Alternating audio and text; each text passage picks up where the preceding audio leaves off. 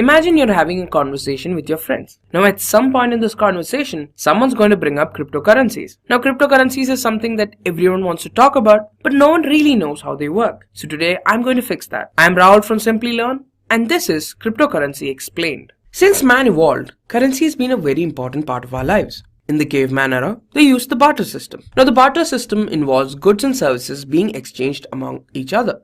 So now we have a situation where a caveman is exchanging 7 apples and getting oranges in return. Now the barter system fell out of use because it had some glaring flaws. Now these flaws include having people's requirements coincide. For example, say you have 5 apples and your friend has 5 oranges. You want some of his oranges. Now until and unless your friend has a requirement for the apples that you own, he'll not be ready to make an exchange for it. There's no common measure of value. Now since there's no common measure in terms of which value of a commodity can be expressed, there's a problem when you have to decide how many apples you're ready to trade for one orange or a mango. Not all goods can be divided or subdivided. For example, you can't divide a live animal into different smaller units. The goods cannot be transported easily. Now unlike how modern currency fits in your wallet or your mobile phone, the goods that you own cannot be taken with you everywhere you go.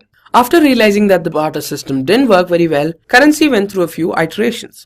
In 110 BC, an official currency was minted. In 1250 AD, gold-plated florins was introduced, and this was used across Europe. And from 1600 AD to 1900 AD, paper currency gained widespread popularity and was used across the world. This is how modern currency, as we know it, came into existence. Modern currency included paper currency and coins, credit cards, and digital wallets. For example, you have Apple Pay, Amazon Pay, Paytm, PayPal, and so on. All of this was controlled by banks and governments. Now, this means that there was a centralized regulatory authority that limited how paper currency and credit cards worked. Now, imagine the scenario of doing an online transaction. Here, you're thanking your friend for paying for your lunch, and you're saying that you're sending them money to their account. Now, this transaction takes place successfully, but there are several ways where this could have gone wrong. There could have been a technical issue at the bank. For example, their systems could have been down, the machines weren't working properly, and so on. That means there's a central point of failure, which is the bank. The user's accounts could have gotten hacked. For example, there could have been a DDoS attack,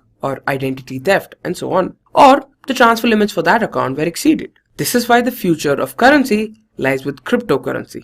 Now imagine the transaction between two people in the future. One of them has the Bitcoin app, and there's a notification asking whether they're sure they're ready to transfer 5 Bitcoins. If yes, processing takes place. Here we're authenticating the user's identity, checking whether they have the required balance to make that transaction, and other things. Now after that's done, the payment is transferred and the payment is received. All of this happens in the matter of minutes and is as simple as that.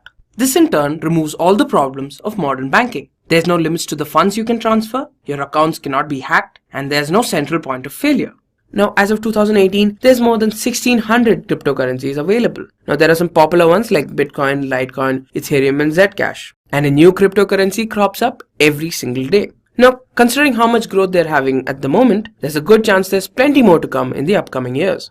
So what exactly is cryptocurrency? A cryptocurrency is a digital or virtual currency that is meant to be a medium of exchange. Now, cryptocurrency is quite similar to real-world currency, just that it does not have any physical embodiment. It also uses cryptography to work the way it does. Now, some of the features of cryptocurrency are that there's a limit to how many units can exist. With Bitcoin, this limit exists at 21 million. Now, after this, no more Bitcoins will be produced. You can easily verify the transfer of funds. Now, the hashing algorithms that Bitcoin uses makes it very easy for users to determine whether a transaction is valid or not. They operate independent of a bank or a central authority. They work in a decentralized manner. Now, new units can be added only after certain conditions are met. For example, for Bitcoin, only after a block has been added to the blockchain will the miner be rewarded with Bitcoins. And this is the only way new Bitcoins can be generated. So what makes cryptocurrency so special? Firstly, there's little to no transaction costs. Now, if you use the digital wallet, you'll know that if you're transferring money from your wallet to your bank account, you'll lose some amount of money. You have 24/7 access to money. You can't just walk up to your bank at 3 AM in the morning and say that you want to withdraw some money.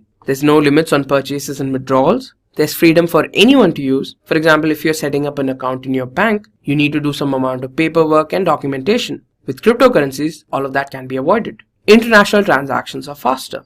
Now, wire transfers take about half a day to transfer money from one place to another, but with cryptocurrencies, it only takes a matter of minutes or seconds. What's the crypto in cryptocurrencies? Crypto refers to cryptography. It's a method of using encryption and decryption to secure communication in the presence of third parties with ill intent. Now this refers to third parties who want to steal your data or want to eavesdrop on your conversation. Cryptography uses computational algorithms like SHA-256, which is the hashing algorithm that Bitcoin uses, a public key, which is like a digital identity of the user which he shares with everyone, and a private key, which is the digital signature of the user which he keeps hidden. Now let's talk about a normal Bitcoin transaction. First, you have the transaction details. Now this details who you want to send it to and how much Bitcoins you want to send them. Then it's passed through a hashing algorithm. For Bitcoin, we use the SHA-256 algorithm. The output that you obtain is passed through a signature algorithm with the user's private key. Now this is used to uniquely identify the user. This output is then distributed across the network for people to verify. This is done by using the sender's public key. The people who verify the transaction to check whether it's valid or not are known as miners. Now after this is done, the transaction and several others are added to the blockchain where it cannot be changed again. If the concepts of hashing seem a little difficult to you, I would suggest you click on the top right corner and watch the blockchain explain video so that you can understand better. Now the SHA-256 algorithm, like I told you earlier, looks something like this. Now seeing how complicated it looks, I'm sure it's safe to say that the encryption is very difficult to hack. Today we'll be focusing on two major cryptocurrencies, Bitcoin and Ether. Now Bitcoin is a digital currency that is decentralized and works on the blockchain technology. It uses a peer-to-peer network to perform transactions. Let's talk about Ether. Ether is a currency that's accepted in the Ethereum network. Now, the Ethereum network uses blockchain technology to create an open source platform for building and deploying decentralized applications. Now, let's talk about the similarities between Bitcoin and Ether. They're the biggest and most valuable cryptocurrencies in the market right now. Both of them use blockchain technology, which is nothing but a technology that involves transactions being added to a container called block and creating a chain of blocks in which data cannot be altered. Currency is mined using a method called proof of work, which is a form of mathematical puzzle that needs to be solved before a block can be added to the blockchain. Finally, these are widely used across the world. Now, let's talk about the differences. With Bitcoin, it is used to send money to someone. This is very similar to how real-life currency works. With Ether, it is used as a currency within the Ethereum network, although it can be used for real-life transactions as well. Bitcoin transactions are manual, which means you have to personally perform these transactions. With Ether, you have the option to make these transactions manual or automatic or programmable, which means that these transactions will take place when a certain condition has been met. For Bitcoin, it takes 10 minutes to perform a transaction, which is the amount of time it takes for a block to be added to the blockchain. With Ether, it takes about 20 seconds to do a transaction. Now, blockchain is used like money for real-world transactions, and Ether is used to power the Ethereum network and power real-life transactions as well. Ether is used as fuel within the Ethereum network to power both of these things. Now, there's a limit to how many Bitcoins can exist, which is 21 million. We're supposed to hit this number by the year 2140.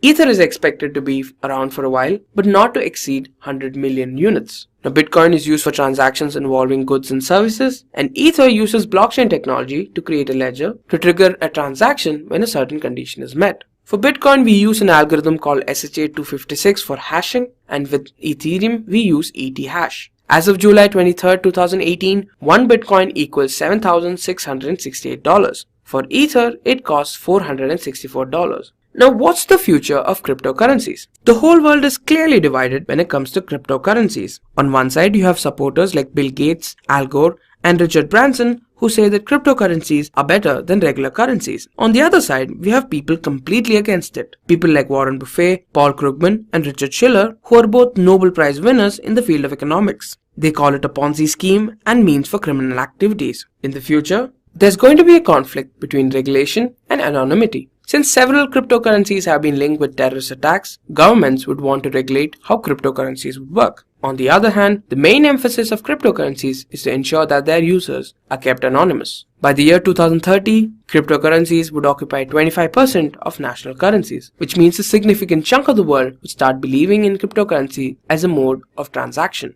It's going to be increasingly accepted by merchants and customers, and it will continue to have a volatile nature, which means prices will continue to fluctuate like they have been for the